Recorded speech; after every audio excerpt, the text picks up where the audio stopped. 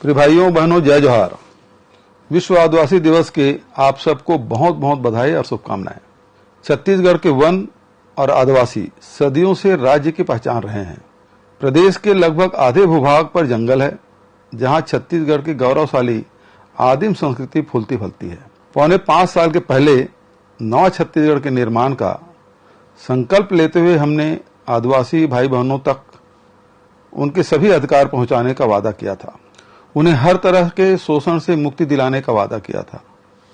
अपने इसी वादे के अनुरूप राज्य सरकार ने लगातार ऐसे कदम उठाए हैं जिनसे वनों के साथ आदिवासियों का रिश्ता फिर से मजबूत हुआ है और इन क्षेत्रों में विकास की नई सुबह हुई है। सरकार बनाते ही हमने इसकी शुरुआत लोहांडीगुड़ा के किसानों की जमीन वापसी के साथ की। तेंदुपत्ता संग्रहण दर को 2500 से बढ़ाकर 4000 रुपया प्रति मानक बोरा किया गया है। इससे तेंदुपत्ता संग्राहकों को दोगुना लाभ मिलने लगा। पहले राज्य में मात्र 7 लघु वनोपज की खरीदी समर्थन मूल्य पर होती थी। हमारे आदिवासी भाइयों को लघु वनोपज को औने पौने दामों पर बिचौलियों को बेचने के लिए मजबूर होना पड़ता था।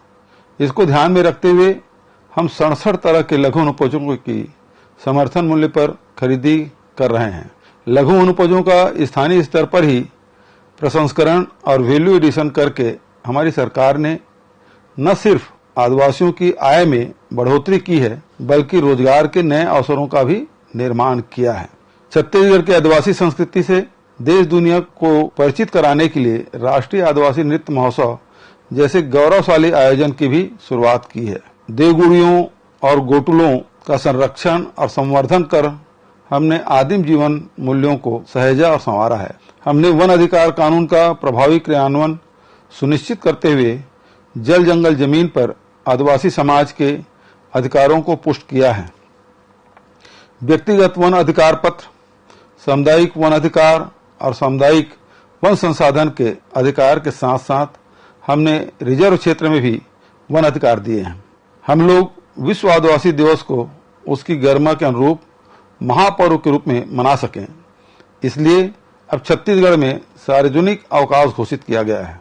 हमारे आदिवासी भाई बहन अपने पर्व तीज पर्व गांव में उत्साह से मना सके, इसके लिए हमने मुख्यमंत्री आदिवासी पर्व सम्मान निधि योजना शुरू की है।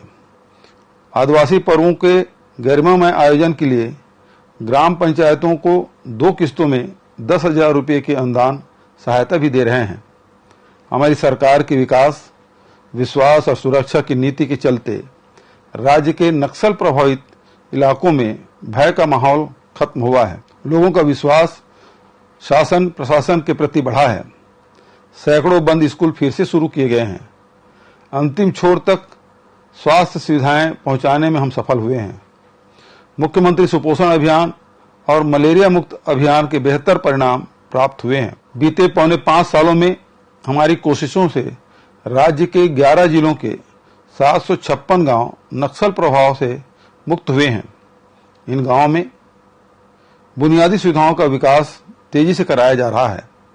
मुझे विश्वास है आप सबके सहयोग से छत्तीसगढ़ राज्य तेजी से तरक्की करेगा और हम अपने पुरखों के सपनों को साकार करते हुए नवा छत्तीसगढ़ गढ़ने में सफल होंगे।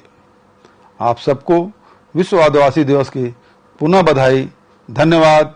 जय जोहार, जय छत्तीसगढ़, जय हिंद।